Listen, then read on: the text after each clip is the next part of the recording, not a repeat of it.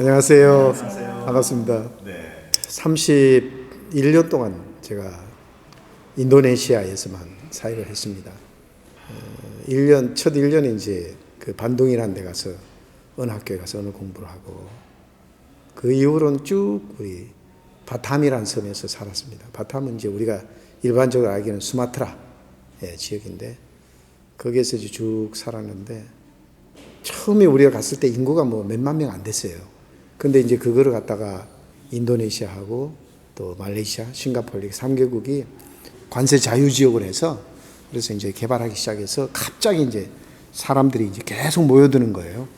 이 인프라가 없기 때문에 뭐든지 시작을 하면 하나님이 그냥 되게 해주시고 그런 좀 분위기였어요. 그래서 저희들은 참 어떻게 보면 하나님께서 일거리도 많이 주시고 또 여러 가지 변화되는 도시니까 단조롭지도 않고 되게 재미있게 사역한 것 같아요. 그래서 어쨌든 저희들은 이제 주로 이제 4가지 사역을 했는데요. 사실 처음에 갔을 때는 거기가 뭐 교회도 별로 없고 또 선교적인 뭐 지금까지 만들어 놓은 것도 없고 그러니까 처음에는 할 일이 없는 거예요. 할 일을 만드는 게 일이었어요.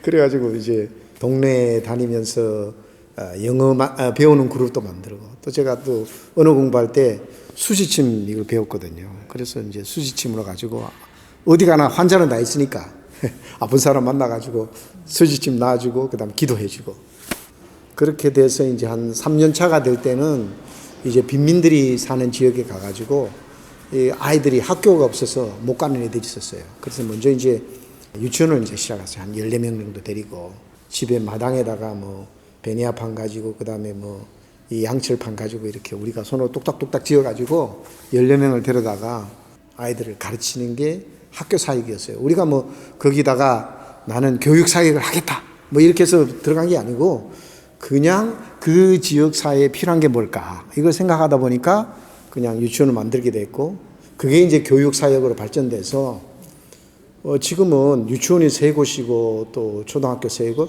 중학교 2곳, 고등학교 하나 이렇게 해서 9개 학교예요. 학생이 그냥 뭐 2,700명, 교사가 130명 이렇게 발전이 돼서 그 지역 사회에서 기독교 학교로서 인정받고 많은 그 학부모들이 특히 이제 기독교인들이 우리 학교에 이제 아이들을 보내려고 그래요. 그 다음에 이제 2번째 사역은 이제 우리가 그 지역 사회를 전도를 하려고 생각하면 일단은 일꾼들을 키워야 되니까 인도네시아에 있는 좀 큰 메이저 신학교하고 협력을 해서 우리가 이제 건물도 준비하고 좀 하드웨어 쪽으로 준비를 하고 그분들은 이제 신학교를 다른 지역에서 운영을 해봤으니까 그런 노하우와 소프트웨어를 가져오고 그렇게 해서 협력을 해서 이제 초교파 신학교를 시작을 했어요. 이제 이름은 인도네시아 복음 신학대학 그렇게 해서 중부 자와에 있는 족자카라는 도시에서 이제 2분의 동역자가 오시고 그렇게 해서 이제 3사람에서 이제 시작을 했어요. 96년부터 시작이 돼서 벌써 26년이 됐죠. 그래서 지금까지 한 300여 명의 이제 졸업생들을 배출하고 우리 바탐 그 지역 사회에 교회에 5교회마다 한 사람의 우리 졸업생들이 있어요. 목회자들도 배출하고 그 다음에 이제 성경을 가르치는 교사. 인도네시아는 좀 특이한 게 5개의 종교를 공인해요. 그래서 이제 뭐 이슬람, 그 다음에 기독교, 불교, 힌두교. 그래서 한 4, 5년 전에 유교까지도 종교로 인정해가지고 100% 모든 국민이 이 5개 중에 하나를 택해서 믿어야 돼요. 아마 세계에 이런 나라는 좀 드물 거예요. 이슬람이 87% 많지만은 그러나 이슬람 국가는 아니고 그래서 이 5개 중에 하나를 택해서 믿는데 그러니까 그 가정에 태어나면 이슬람 가정에 태어나면 이슬람 교육을 받아야 되고 기독교 가정에 태어나면 성경 교육을 받아야 돼요. 그래서 이제 우리가 그 성경 교사를 키우는 거예요. 그러면 이 성경 교사들이 나가서 각 공립학교든지 사립학교든지 가서 성경 교사가 돼요. 그래서 이 성경 교사를 키우는 것도 굉장히 중요하죠. 그래서 절반은 성경 교사가 되고 절반은 목회자가 되고 그렇게 해서 이제 한 300여 명을 우리가 비출하는 사역을 했고 그 다음에 3번째로는 현지인 목회예요. 그 지역에는 이제 무작정 상경식으로 각 이렇게 섬에서 막 들어온 사람들이 많아요. 그런데 우리 지역에는 또 중국계, 인도네시아인들이 몰려들었어요. 그래서 이제 생활 근거도 없고 어려우니까 하여튼 낮에는 뭐 가게 나가서 일거리 찾아서 일을 해야 되고 이제 밤에 돌아오는데 그 낮에는 애들이 그냥 버려져서 노는 거예요. 그래서 이제 그 애들을 우리가 모아다가 뭐 기타도 가르쳐주고 팝송도 가르쳐주고 뭐 태권도도 가르쳐주고 이제 그렇게 하면서 이제 전도를 하기 시작했어요. 꼬마들부터 초등학교 학생들 위주로 이제 주일 학교부터 시작한 거죠. 그래서 지금까지 이제 22년 동안 목회를 해서 작년 한 70명, 아이들 한 50명 정도 이제 그렇게 이제 교인이 됐는데 그 친구들이 자라나가지고 제 일을 도와주는 회계사가 돼서 도와주고 뭐 이런 식으로 해서 그 도와줘서 저는 이렇게 한 31년 동안 사역하면서 하나님께서 일꾼들을 일으켜 주시고 그 자원들을 주셔가지고 뭐랄까 열매를 따먹는 일까지 그렇게 누릴 수 있는 복을 누렸어요. 그런 사역을 했고 그 다음에 네 번째로는 이제 우리가 바탐에서 사역할 때부터 그 한 3년 차부터 이 단기 선교사하고 결습 선교사들 왔어요. 지금까지 한 40여 명이 이제 3개월, 6개월 혹은 1년 이제 견습 선교사 1년 그렇게 해서 이제 같이 생활하면서 훈련하고 꿈을 심고 이제 그런 주로 4가지 사역을 했습니다. 저는 본래 예수를 안 믿는 가정에 태어났어요. 그 부모님들은 제사를 아주 잘 모시는 전통을 중요시하는 그런 유교적인 집안에 태어났는데 제가 중학교 갈 때까지 교회란 존재 자체를 몰랐어요. 교회가 뭔지도 몰랐고 집사님, 장로님, 목사님, 전도사님 만나본 적도 없고 이제 그런 아주 시골에서 자랐는데 중학교는 이제 가톨릭이 운영하는 중학교에 갔고 고등학교는 이제 그 우리 개신교 학교에 가게 되었어요. 제가 고등학교 들어가서 성경을 만져봤거든요. 근데 그리고 하나는 보니까 악보가 그려져 있고 하나는 보니까 왼쪽에는 한국말, 오른쪽이 영어예요. 그래서 나 이게 사전인가 그랬어요. 하여튼 그 정도로 성경이 뭔지 몰랐어. 근데 제가 예수님을 믿게 된 거는 고등학교 2학년 때 인생에 대한 어떤 고민, 내가 어떻게 살아야 될까? 그 여러 가지 다양한 고민이 있잖아요. 그 고민을 하면서 결국은 이제 거기 기독교 학교니까 채플도 참석하고 뭐 성경 그런 과목도 배우게 되고 특히 이제 부흥사경회가 있거든요. 그럴 때 이제 예수님에 대해서 소개를 받고 그 마음이 답답하고 무거울 때 그때 이렇게 누워 있었는데 저쪽 하늘에서 밝은 그런 십자가가 멀리서부터 쫙 내려오면서 강한 빛이 내게 오는 거예요. 근데 그 십자가 내 가슴에 탁 닿았어요.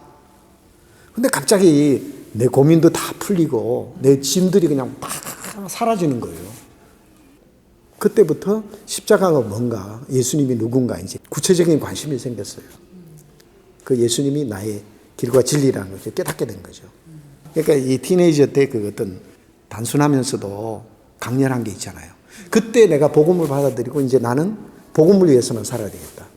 이제 난 뭐 교회에 대해서 모르잖아요. 모르니까 그냥 나는 복음 전하는 사람이 되고 싶은데 어떻게 하면 되냐. 이제 교목 목사님 찾아가서 물어봤어요. 신학교 가거라 그러더라고요. 그게 이제 목회자가 되는 길이었고 전도자가 되는 길이었고. 그리고 이제 선교사로서의 그 부르심은 이제 대학에 들어가서 이제 그런 그 기독교 서클에 가서 성경을 공부하고 그때가 이제 80년대 그 세계 선교의 부음이 참 일어난 때였어요. 이제 그런 집회에 참석하다가 하나님께서 이 가까운 데도 복음을 전하지만 세계에는 더 먼 곳에도 복음을 듣지 못한 사람이 있다. 그래서 하나님이 또 부르시면 내가 세계 선교도 하겠다. 그때 이제 결단한 거예요.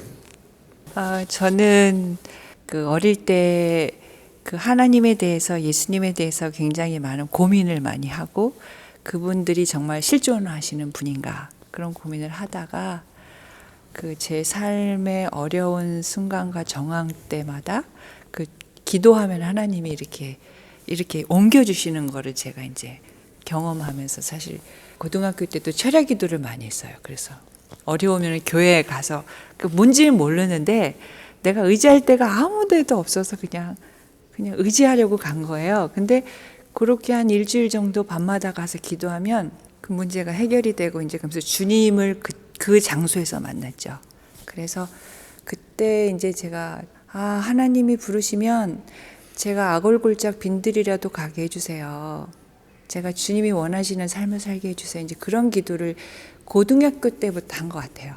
그리고 선교사라는 거는 굉장히 좀 막연했어요. 그리고 가끔씩 교회 선교사님들 와서 이렇게 보고하고 하시면 야, 저분들은 비행기 많이 타서 좋겠다.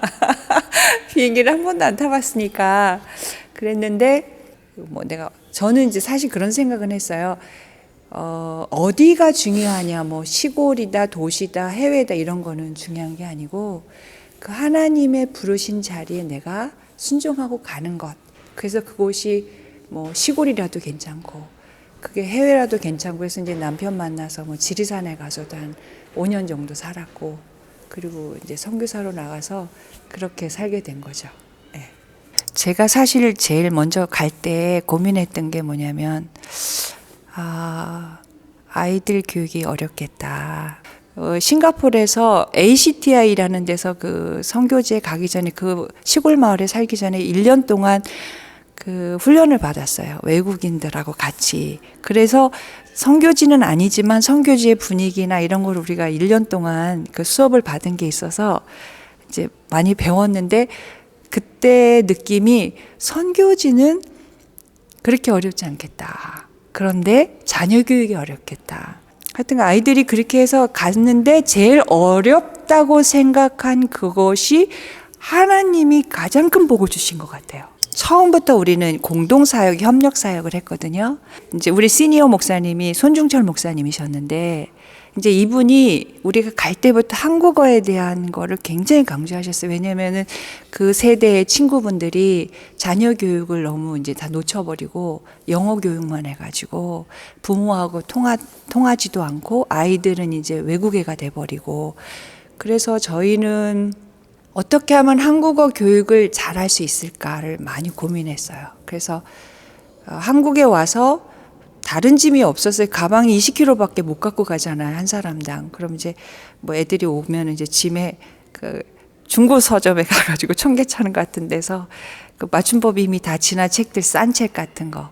또 사람들이 꼭 뭘 해주고 싶다 그러면 좀 책을 보내주세요. 그래서 아이들 책을 해서 저희 아이들이 책을 읽을 수 있는 분위기를 제가 많이 만들어 줬고요.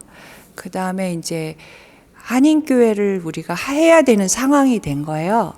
그 한인교회 나오는 사람들의 자녀들을 모았어요. 그래가지고 한글학교를 시작을 했거든요. 그래서 하다 보니까 아이들이 그 하루 갖고는 너무 안 되는 거예요. 그래서 일주일에 3일, 한 번에 3시간씩. 근데 그때 이제 되게 감사한 거는 이제 그 견습 선교사들 또 단기 선교사들이 와가지고 정말 그분들이 우리 사역을 굉장히 많이 도와줬어요. 너무 고마운 분들인데 한글학교에 그 선생님도 하시고 또 이제 엄마들이 또 한 과목씩 맡아서 하고 그래가지고 일주일에 9시간씩 수업을 한 거예요. 언어가 교과서마다 다 다른데 아이들이 한 번 듣고 지나가는 언어와 한 번도 안 들은 언어는 하늘과 땅 차이기 때문에 이거 해야 된다. 그래서 저희가 전 과목을 다 했어요. 체육 전공한 분이 또 있더라고요, 엄마 중에. 그래서 체육도 하고 미술도 하고 음악도 하고 뭐 자연, 실과, 사회 뭐 다 한 거예요. 그러니까 학교는 12시면 다 끝나요. 현지인 학교는. 그러니까 뭐 공부하는 거 별로 없죠. 근데 그냥 학교는 재밌게 다녀라. 너무 잘 안 해도 돼. 그리고 아이들 오후가 되면 이제 일주일에 3일씩 다녔는데, 이제 제가 기독교 교육을 전공을 해가지고 아무래도 이제 교육적인 것에 조금 이제 그게 도움이 많이 된 것 같은데, 이제 엄마들한테 가르칠 때 너무 깊이 가르치려고 하지 말고 아이들이 그냥 읽고 지나갈 때, 이 단어가 무슨 뜻인지 모르겠다. 그럼 그 단어만 설명해줘도 된다. 그래가지고 저희가 6년을 했죠. 잘해요, 당신. 참 잘해요. 우리 여보. 스타가 될 수도 있겠네요. 목사님 덕분에. 목사님 덕분에. 나도 유튜브로 좀 스타가 돼볼까?